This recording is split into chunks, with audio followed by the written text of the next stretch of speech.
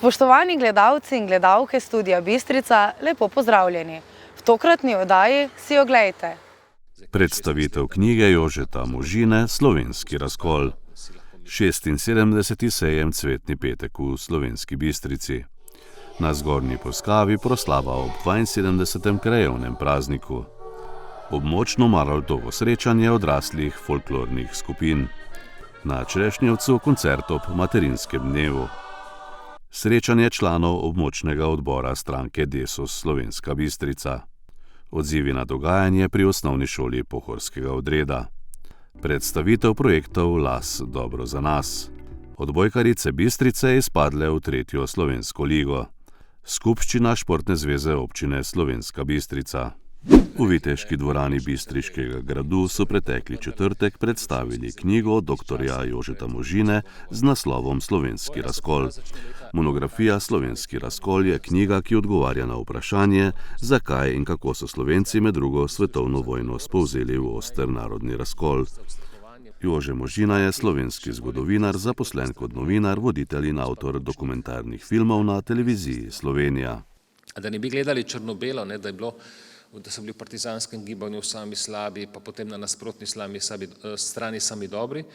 Daleč od tega, povsod so bili eni in drugi, vendar je vodstvo komunistične partije, ki je vodilo partizansko gibanje, dejansko bilo izrazito krvoločno in usmerjeno proti določenemu delu civilnega prebivalstva. Bil pa je hud režim tudi v partizanskih vrstah samih, tako hud, da je komaj verjamemo, ne povsod enako, ampak recimo te dve sodbi sem našel v partizanskem arhivu, so iz leta 1942, zelo zgodaj. In vidite, da so recimo 8. junija obsodili v enem Šercerjevem bataljonu 3 partizanke iz Ljubljane, 2, Fani Anžur in Vida Mažgon, sta imeli le 16 let, 3. 19 let, obsodili in ustrelili so jih zaradi zarote. Zdaj, kaj 16-letna dekleta, kako zaroto lahko vzpostavijo, si lahko mislite. Okruten režim je v partizanih bil, bali so se eden drugega. Tudi ta drugi primer, da se en partizan Sulc se je napil, pa grozil, so ga ustrelili, en partizan je kradel marmelado, so ga ustrelili. Za take stvari so ljudje plačali z glavo, medtem ko za take primere, kot bomo pa zdaj tukaj povedali, za pomore celih romskih družin pa naselij, pa ni znano, da bi kdorkoli odgovarjal. Nasprotno, vsi, ki so bili udeleženi v genocidu nad Romi, ki se je izvršil maja 1942, nekje do julija 1942, so napredovali po hierarhiji. So dve po poveljniški liniji, vemo, kateri so bili, tudi obstajajo 3 partizanski dokumenti, kjer poročajo podrejeni nadrejenim, kaj so opravili, da so pobili cigansko tolpo, kot tukaj lahko beremo gor. En takih primerov je zelo dobro raziskan, to je ta pomor Romov v Iški, tukaj vidimo morišče iz vrha. Namreč od recimo 50 pobitih je bilo 25 otrok in od teh 50 pobitih 25 žensk, spravi v glavnem ženske in otroci, skupaj z nosečo poglavarjevo ženo Julo. To so vse pobili, dejansko celotno naselje. In 3 od teh vpletenih so po kriterijih Zveze borcev še vedno narodni heroji, kar je grozljivo. V Slovenski Bistrici je pretekli petek potekal tradicionalni, že 76. sejem Cvetni petek, ki ga je organizirala Komunala Slovenska Bistrica. Novost letošnjega sejma je bila razporeditev sejemskega prostora po vsebinskih sklopih. Mi smo veseli, da se vsako leto odzove toliko razstavljavcev. 76. Cvetni petek je že za nami, 63 razstavljavcev je tukaj. Seveda pa smo letos pripravili novost in novost je kulinarični in pa otroški kotiček za popoldanske obiskovalce za animacijo za otroke in pa seveda napihljiva igrala. Tam bodo lahko otroci preživeli tisti del sejma, da bodo lahko starši šli mirno po nakupih. To je na eni strani, na drugi strani pa kulinarično-vinski kotiček, ki pa mislim, da je zdaj med obiskovalci se zelo dobro prejel oziroma so ga zelo dobro sprejeli. Tudi vreme nam gre na roko, tako da jaz mislim, da nas čaka en uspešen zaključek Cvetnega petka. Seveda pa vsako leto razmišljamo, kaj bi še dodali. Lani smo začeli, letos smo dodali torej novost ta 2 kotička, kot sem jih omenil. Morda naslednjo leto dobimo še kakšno idejo, seveda pa ne moremo mimo tega, da gre za tradicionalni sejem in da je tukaj neka tradicionalna ponudba, kar ljudje pred veliko nočjo potrebujejo. V okviru sejma so v projekcijski dvorani Bistriškega gradu gostili srečanje z evropskim poslancem Francem Bogovičem, ki je predstavil aktualno politiko na področju kmetijske politike. Srečanja sta se udeležila tudi predsednik državnega sveta Marko Lotrič in generalna sekretarka dr. Monika Kirbiš-Rojs. Gostje so si po posvetu ogledali tudi sejemsko dogajanje. V kulturnem domu na Zgornji Polskavi je pretekli petek potekala proslava ob 72. krajevnem prazniku. V kulturnem programu so sodelovali literarna sekcija Kutgaj Zgornja Polskava, učenci osnovne šole Antona Ingoliča Spodnja Polskava podružnica Zgornja Polskava in likovna sekcija Kutgaj Zgornja Polskava.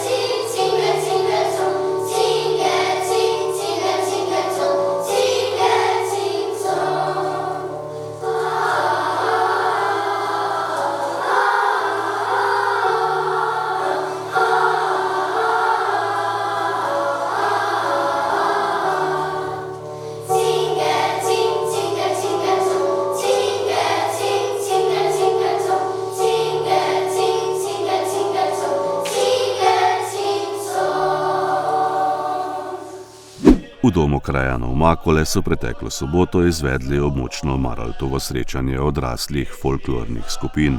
Na prireditvi, ki jo je pripravila območna izpostava Javnega sklada za kulturne dejavnosti Slovenska Bistrica, v sodelovanju z občino Makole, prosvetnim društvom Anice Černejeve Makole in prostovoljnim gasilskim društvom Makole, so nastopile naslednje skupine. Folklorna skupina Kut Oton Župančič Tinje, folklorna skupina Folklornega društva Košuta Poljčane, folklorna skupina Kut Lojze Aužner Zgornja Ložnica, folklorna skupina prosvetnega društva Anice Černejeve Makole in folklorna skupina Kut Kebel.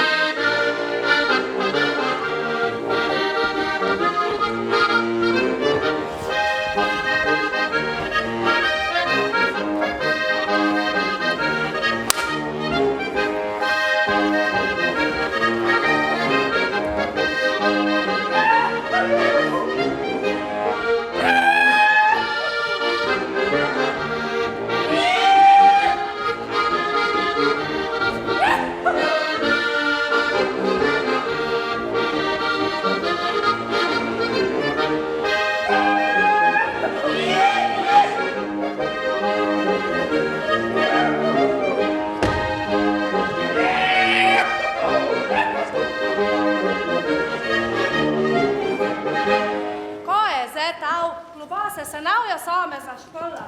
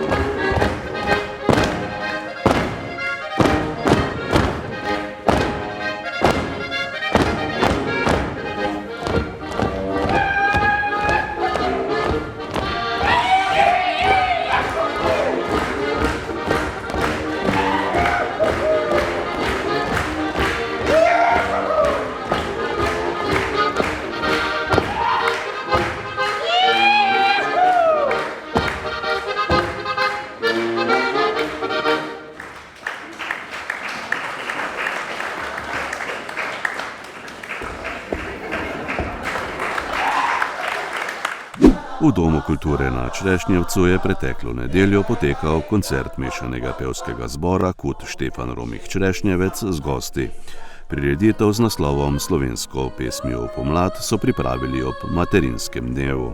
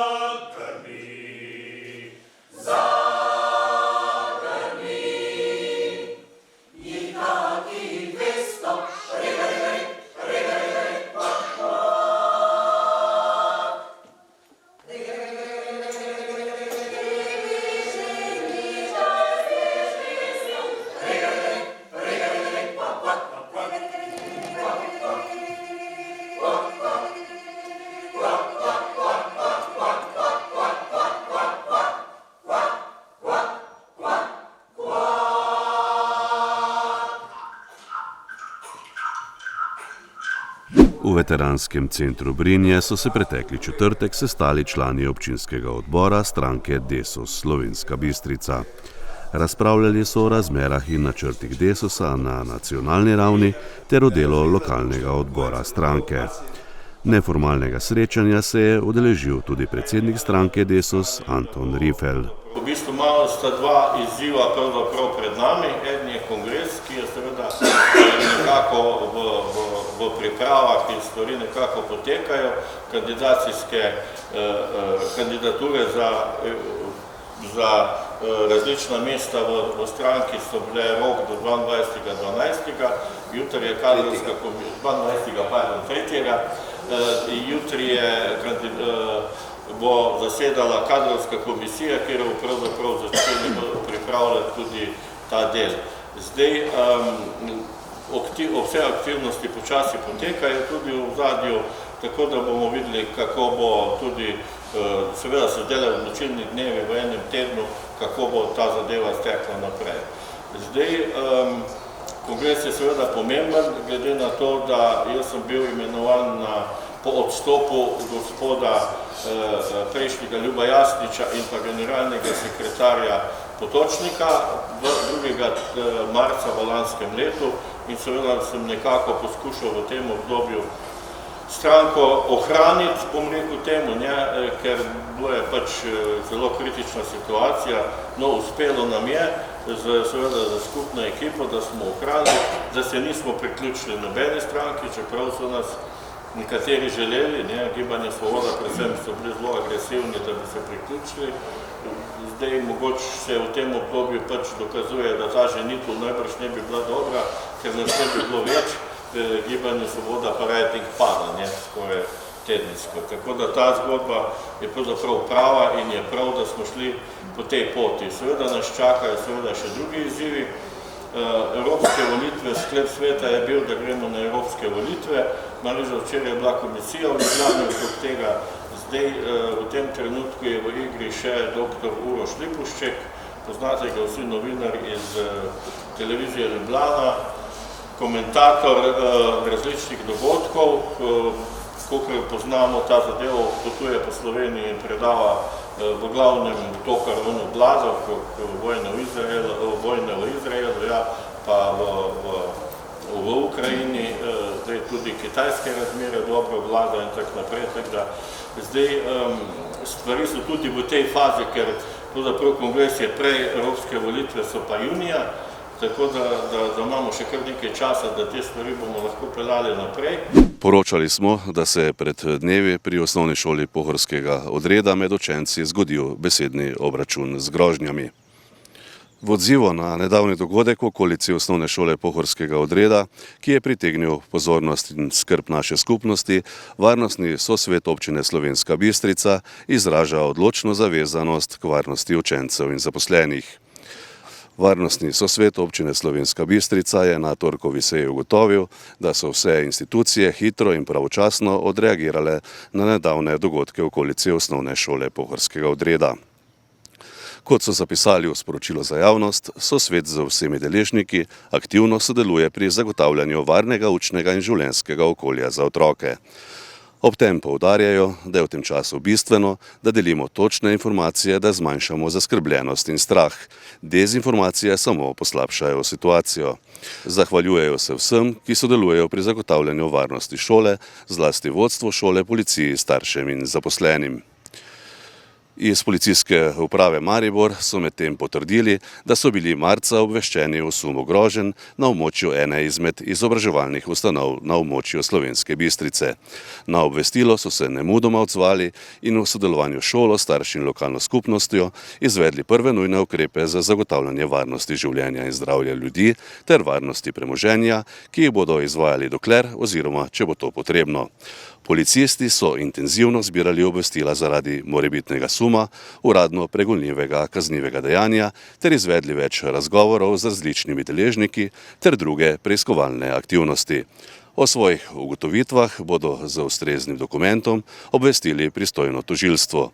Ob tem dodajajo, da po dosedanjih ugotovitvah ni prišlo do vnosa orožja v izobraževalno ustanovo.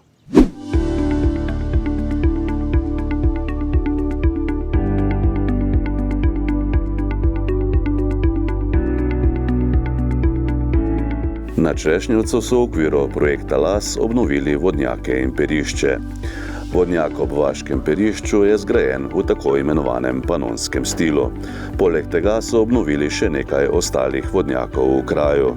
Skupaj z novo krožno učno potjo bodo naravno in kulturno dediščino tudi tržili za potrebe turizma. Ta vaška povezovalna pot sta dve, ena je krajša, ena je daljša. In v ta krajši smo poskušali ujeti te naše najbolj zanimive znamenitosti. To se pravi, gre za kot štartna osnova, kot perišče, potem pa gremo naprej proti kolarstvu Matjašic, to je tudi ena stvar, ki bo še zanimiva v prihodnosti, in pa v to pot smo vključili vse vaške vodnjake. Vsi vaški vodnjaki so noter, tisti na tej poti, tisti, ki so vidni iz polja, to se pravi, ko bo šla skupina šolarjev mimo, si bojo lahko pogledali na tej poti. Naša velika je želja, da se to da na Tic, da se to v Bistrici da je tam, ko pridejo turisti iz drugje, da bojo pač imeli to na razpolago in promocijski material in pa nekoga tu na vasi, ki bo lahko potem tudi to skupino sprejel. Pri projektu so sodelovali krajevna skupnost Črešnjevec, osnovna šola dr. Jožeta Pučnika Črešnjevec, KUD Štefan Romih Črešnjevec, Društvo upokojencev Črešnjevec, Društvo invalidov Črešnjevec in Nina Globovnik.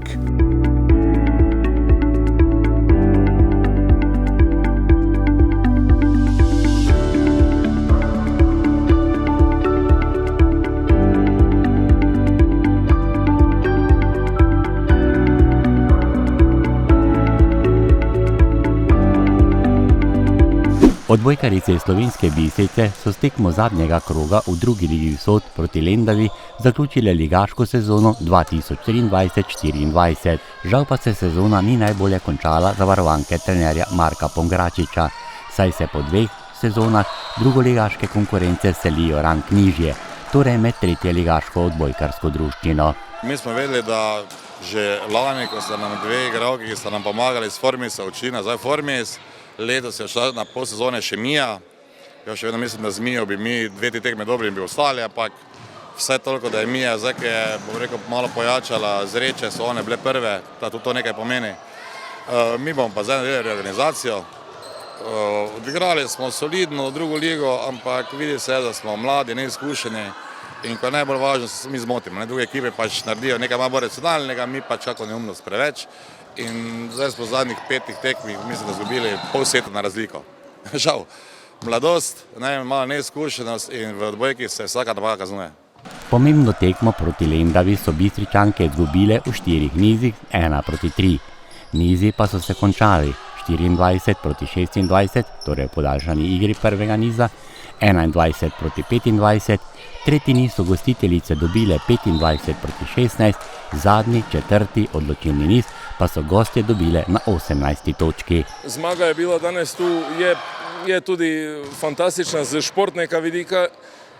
Enako tak je grenkega okusa, ker kot športnik pa kot trener bi najraje, kaj bi vsi ostali v ligi, ampak taki je šport in zato nisem nekaj preveč bil danes niti veseli, niti motivirani.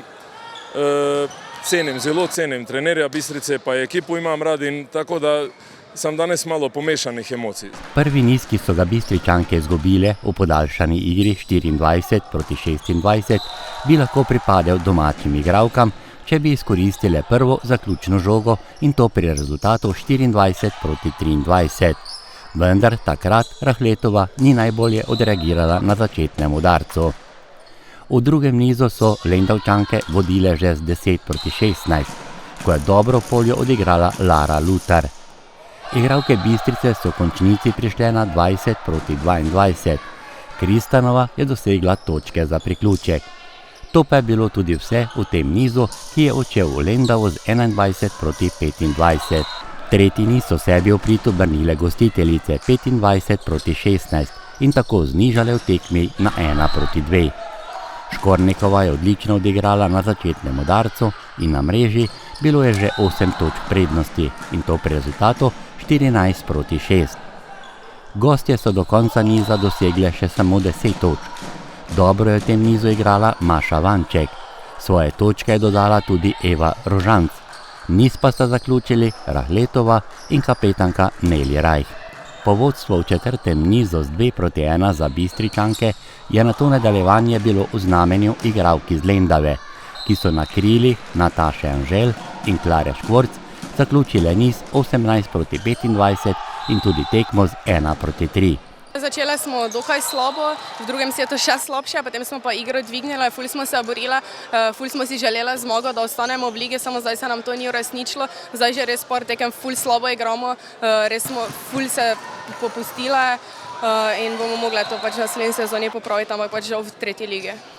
Poglejmo, kaj sta v minuli sezoni povedali odbojkarici, ki sta odigrali pomembno vlogo v bistriški ekipi. Prvenstvo smo začele, se mi zdi, da kar dobro, smo dobivali kar veliko tekem.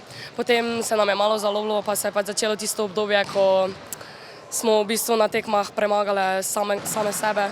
Se mi zdi, da smo delali preveč lastnih napak in da bi mogli bolj stopiti skupaj, pa se še stisniti tistih par zadnjih tekem, da bi nam te uspelo ostati.